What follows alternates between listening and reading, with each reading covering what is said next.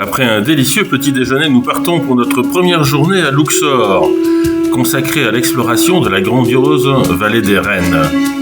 Nichée sur la rive ouest du Nil, à quelques kilomètres de Luxor, cette nécropole se distingue par son cadre spectaculaire de montagnes arides et désertiques. En premier lieu, nous visitons la tombe de Khamouset, fils du pharaon Ramsès III, situé dans cette majestueuse vallée des Reines.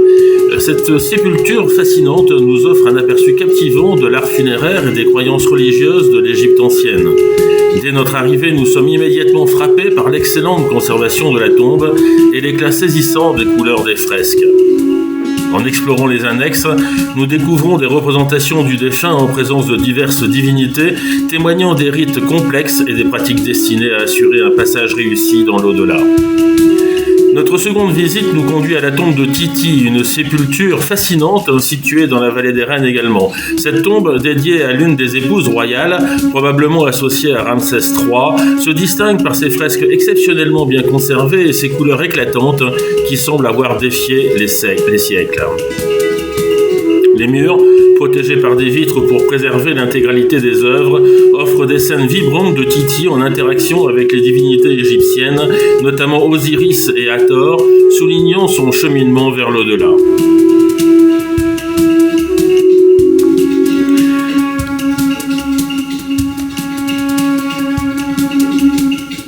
Pour clore notre exploration de la vallée des Reines, nous visitons la tombe d'Amon-Erchef, l'un des fils de Ramsès III. Ce tombeau, bien préservé, offre un précieux témoignage de la vie et des croyances de la royauté égyptienne de l'époque.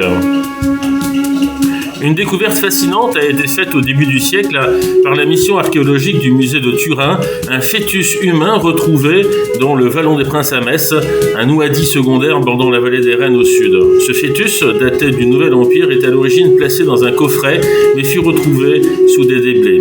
Cette découverte unique ajoute une dimension poignante à l'exploration de cette tombe, témoignant des rites funéraires complexes et de la manière dont les Égyptiens honoraient leurs morts, même les plus jeunes.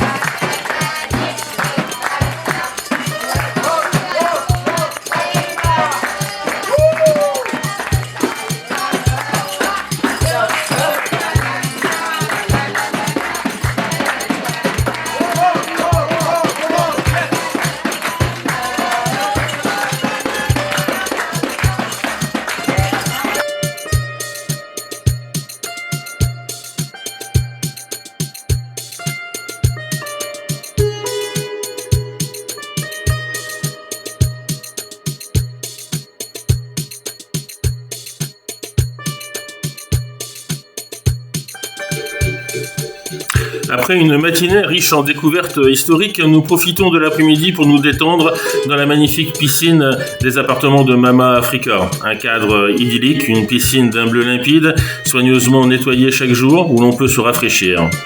Pour le dîner de notre seconde soirée à Luxor, nous choisissons le Lifehouse Restaurant situé au bord du Nil. Un accueil chaleureux, un billard mis à disposition gratuitement, ajoute une touche de convivialité à la soirée. Le restaurant offre de superbes vues sur le Nil éclairé, créant une ambiance féerique qui accompagne parfaitement le repas.